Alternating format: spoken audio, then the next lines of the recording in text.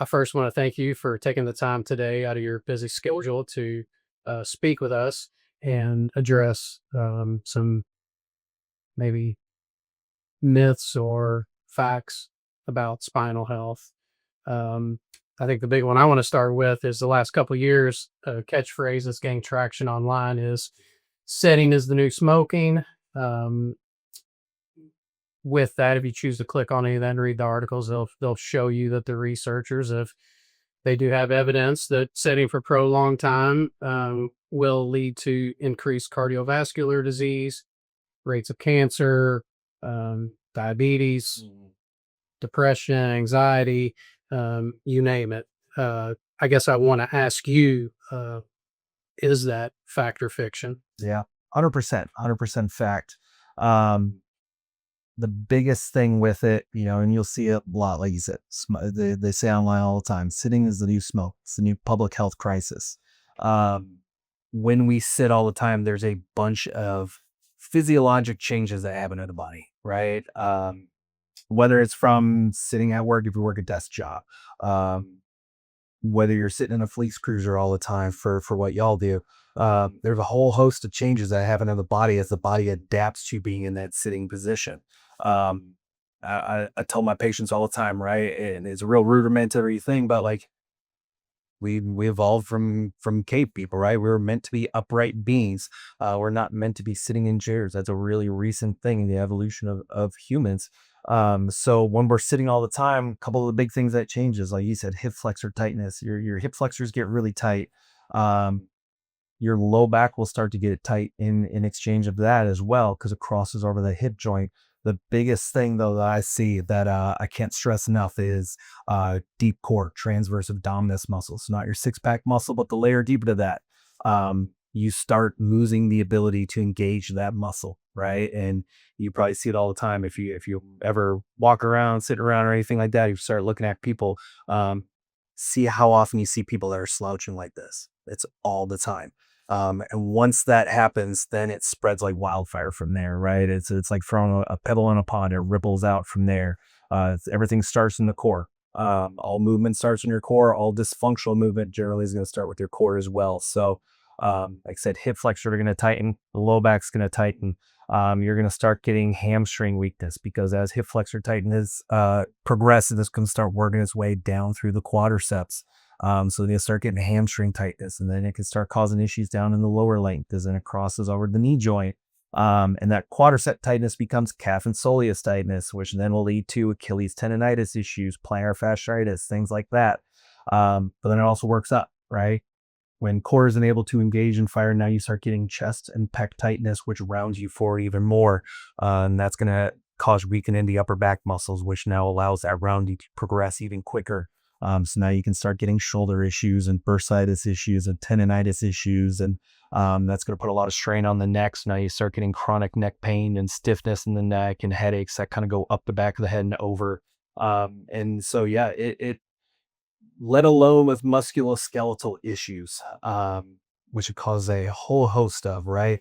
Now you start causing pain in the body. Now you're losing your ability to be as active as you want, exercising, going out and doing fun recreational things that keep us active, walking, hiking, kayaking, things like that. We can't do that anymore because you hurt too bad. So now overall health starts decreasing, right? You start losing muscle mass. We start, a lot of people start getting depressed. I had a person actually tell me yesterday, I can't do the things I like to do now because I hurt so bad. So they were getting depressed and they're not going to the gym anymore. So now they're eating to kind of mask the depression, right? Emotional eaters is a thing. So now they start gaining weight. And when you start gaining weight, now you start dealing with diabetic changes, which has an effect on hormone production in the body. And it's just, it spirals from there very, very rapidly in people. I think a lot of people think that it can often take like years and years and years for this to happen, but I've seen changes like this happening as little as like a year to 18 months in some people sometimes. It just depends on um, how bad the person gets quickly, how much pain are they in, that it really starts going from there. And you touched on pain a lot there. So how would that play into sleep or lack thereof? Yeah. Obviously, if you're hurting, and you can't be comfortable at night, you're not going to be able to sleep, right? Sleep is extremely important. Extremely important. One, that's when your body heals, right? So let alone if you have any sort of musculoskeletal issues, or if you like going to the gym and working out, right? That's when like protein synthesis happens. That's when muscle building happens. It's when your immune system is fighting off sickness in your body.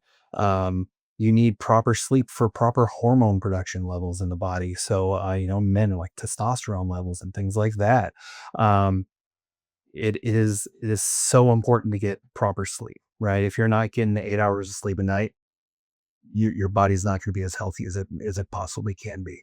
And so definitely being able to fix some of these issues that can evolve from sitting chronically that will cause pain and cause discomfort, which will then affect your sleep. Getting those corrected are going to be extremely important in the overall health of both physical and mental in most people.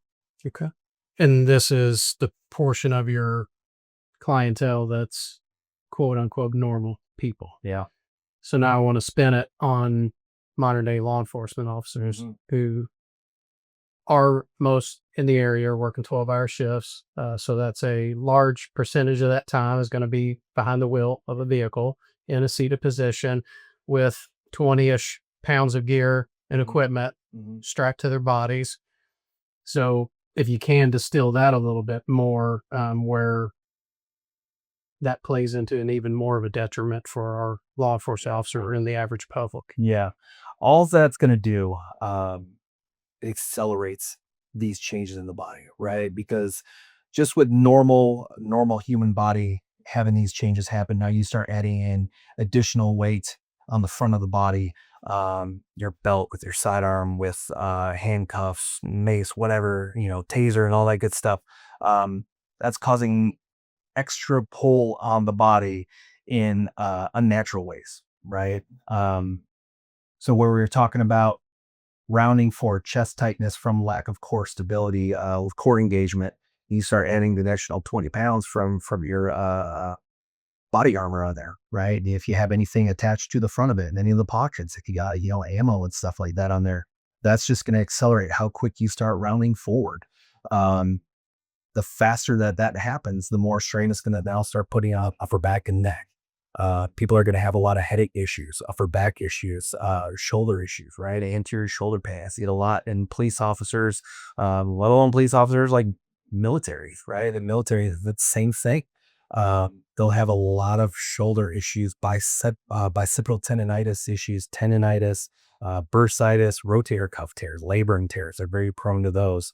But then also, like I said, with your belt, having your handcuffs and your gun on your hip there, that's going to start pulling on the pelvis, causing a lateral pelvic tilt, which is going to start causing lateral curvatures in your low back.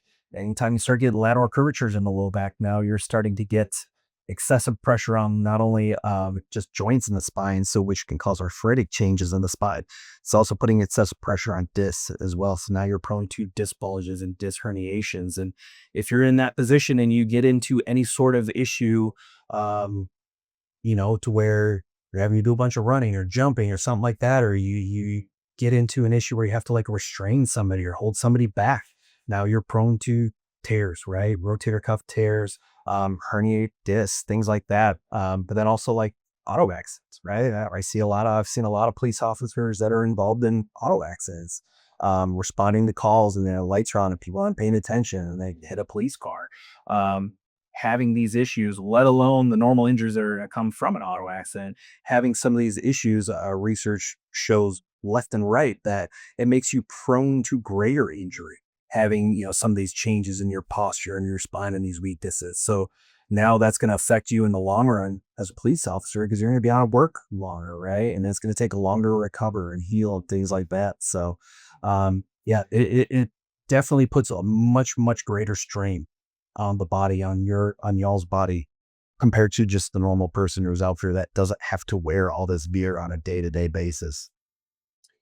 And as you alluded to multiple times there, we're quick to consult Dr. Google as far as this pain we're experiencing and what our injury is. Oh, that shoulder thing, I should have been throwing a curveball when I was in sixth grade. we're quick to just keep going through the motions daily and dealing with these chronic pains.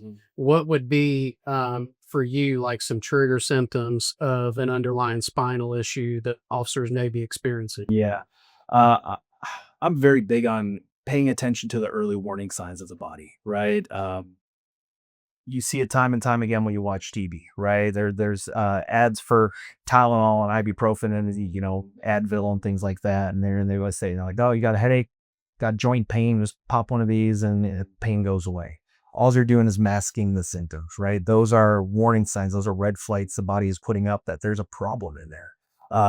So just something as simple as just paying attention to those aches and pains, right? If you're getting them frequently, if it's a one-off thing, right? If you never get headaches, and all of a sudden one day you haven't had a headache in like 9 months and you get a headache, and it could be something, one-off thing, caffeine headache, lack of sleep, something like that. But if it's repetitive now, if you're waking up every morning and like your low back's really stiff and sore, your shoulder's really sore, you're having headaches almost every single day. Even if you're not having headaches every day, you're having that weekly headache, right? That's 52 headaches a week. That's a lot of headaches.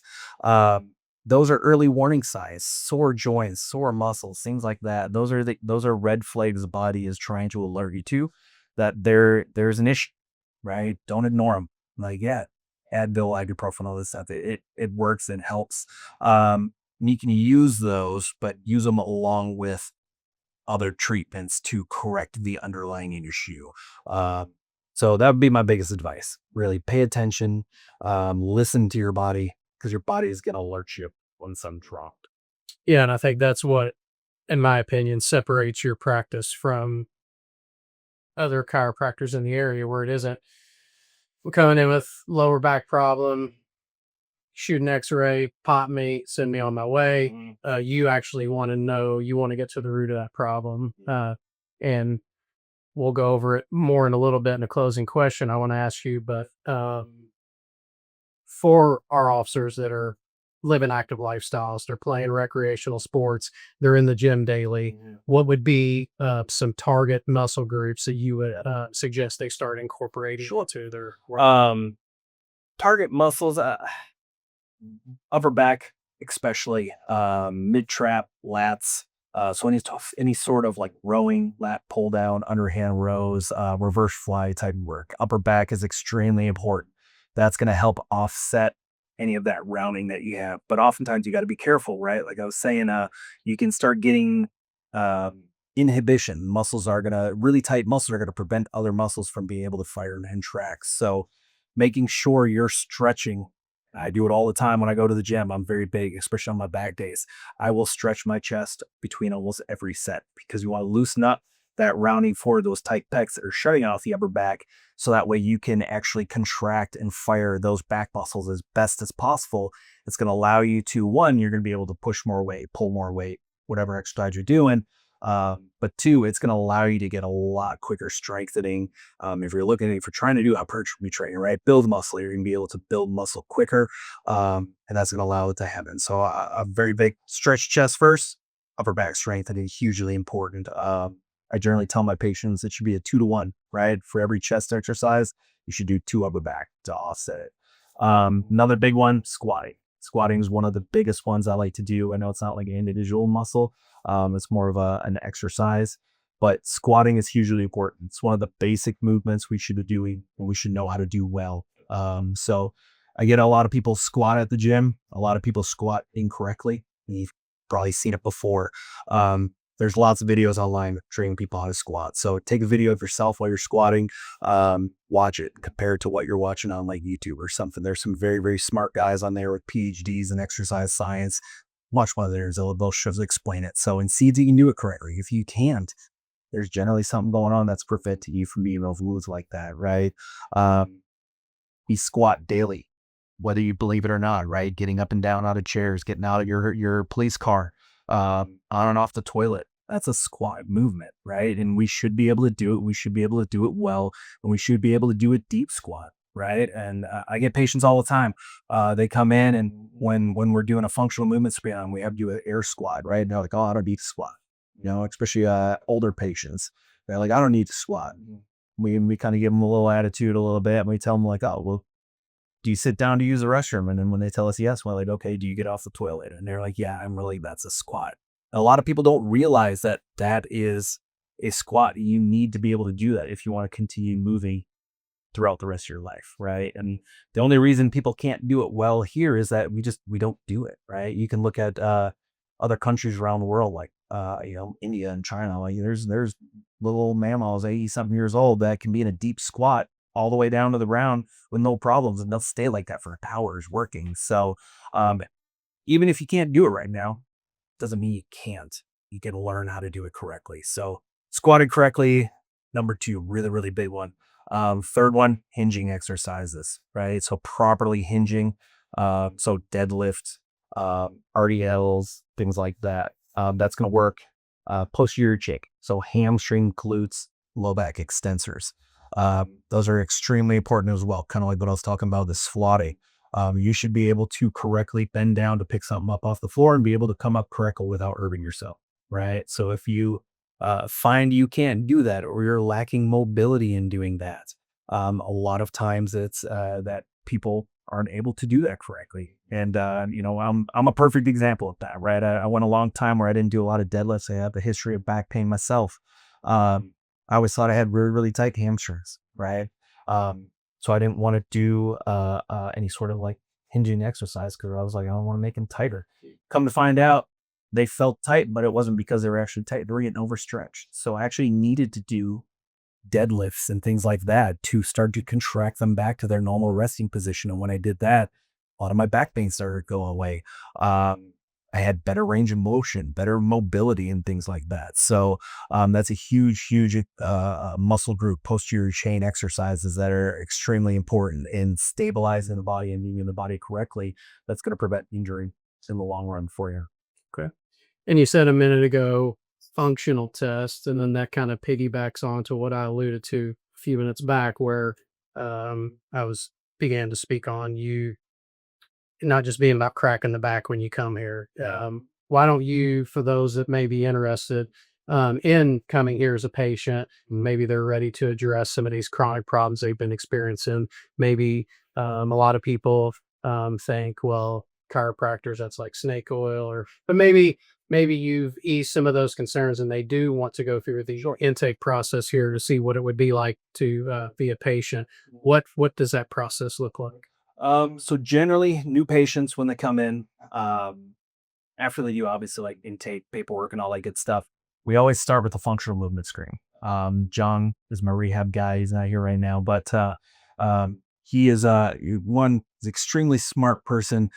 He knows movement fantastically well. He's a level 3 CrossFit instructor. He used to be a professional CrossFit athlete. He's trained in functional movement himself. So I hand that off to him. He's extremely knowledgeable, and he knows the ins and outs of it. Crazy good. So he's going to do a functional movement screen on people depending on what your complaints are. So once he's done doing that, he will hand you off to me. I'll take you into my room, my treatment room, and that's where I do an orthopedic evaluation. So the big thing I want to do is rule in or out any of the big bad things, right? So, and we're talking about spinal issues. So like arthritis, is arthritis causing her pain? Is it a disc issue? Anything like that? It's other joint issues. I'm looking for, is there tears, meniscus tears, ligament tears, any sort of damage like that. So ideally I want to rule all that stuff out and make sure it's strictly a alignment issue, a musculoskeletal issue, tight muscles, not firing correctly. So after we do orthopedic evaluation, I generally will take x-rays. Not always though. It depends. If you've had recent x-rays, I'm not going to retake the ones. I try to limit radiation as much as I can on people. So we'll do x-rays. We'll go over the x-rays. I'll show you everything I see, explain it really well in detail. I want my patients knowing exactly what's wrong with them and why, right? Once we get done with x-rays, we start about therapy beds out here. I want to get the body warm, a little bit loose and relaxed before we go back in. And then we start diving into some of those deficits that were found in your movement screen. So then I start doing muscle testing, manual muscle testing. I want to find the individual muscles that aren't working correctly. And not only do I want to find what's not working correctly, I want to find out why they're not able to work correctly. So generally there's going to be a muscle that is overfiring. It's too tight. It's overcontracted. There's scar tissue buildup in it. There's a whole host of things that it could be. I mean, it'd be, I've seen it people, scars from C-sections, or they had to have previous surgeries. I've been seeing like tattoos. Some people have a reaction to ink, believe it or not. I want to see what's preventing these muscles from firing. And then we start working on that. It's the first thing I always want to work on. I want to make sure to loosen up those tight muscles, break down scar tissue and adhesion, and then strengthen the muscles that are enabled to fire. And by doing that, we're going to start creating looseness in the body, right? More mobility. So that way, when it gets time to do an adjustment, everything moves really, really well. We can get everything to adjust well. Whether we're working spinal stuff on people, knees, ankles, wrists, elbows, I work whole body, right? So a lot of times people come in for one issue and they start, they find out I do more than just nuts and back. They start throwing all these other stuff at me, and I'll check it all out. I don't mind. But then so when we're done with that first visit, I want to get people scheduled back for a follow-up, right? Second visit, I want to talk and I want to see how you did with your first visit, right? Did you get a good response? Did you get relief? How long did that relief last for? I want all the details of how you responded on that first day, because everybody's their own individual. Everybody responds differently. Some people adapt to movement quicker. Some people a lot slower. The body's fighting it. They have a really strong muscle memory that's trying to hold things into their old way of how they were positioned. And so I like to talk about that with patients, because depending on that response to that initial visit, that's going to tell me how often I need to see, right? And generally, in my experience, most people don't need as much as generally what they're told they need, right? It's a common complaint with chiropractic. I see across the board. And you kind of said it, with snake oil sales and all that good stuff. There's we're like every other profession. There's good ones and there's bad ones. I started throwing my back out when I was 12. I've been to plenty of bad ones myself. Doesn't mean we're all that way, right? Most people don't need to be seen 3 times a week for an entire month, and then twice a week for another month, then once a week for another month. If you can target these changes in how your body's moving, that's why you're getting pressure upon wherever you're getting the pain. And if you could correct those movement patterns, things are going to change quickly. Your body's going to adapt quickly. You're going to get out of pain quickly, and then I can get you where you don't need to be here much at all. I'm a very big proponent for preventative maintenance care. And that's different for everybody, right? Generally, once I get people out to where they can go an entire month without a visit and they feel great, then for me, it's kind of a gain. I'm going, all right, let's go a month and a half. You've been a month and a half, let's go 2. Let's go 2.5. You only come in 3-4 times a year. It keeps you feeling good, and you're able to do your job and do all your activities I like to do outside of that. That's a win for me, right? I've taken good care of you. I've treated you well. I didn't do excessive treatment, and you're going to be much more confident that I'm giving you only the treatment that you need. So that's how I try to work for every single patient on that. And I can personally attest, no snake oil here. So, Doc, I appreciate you making time today. Of course. My pleasure.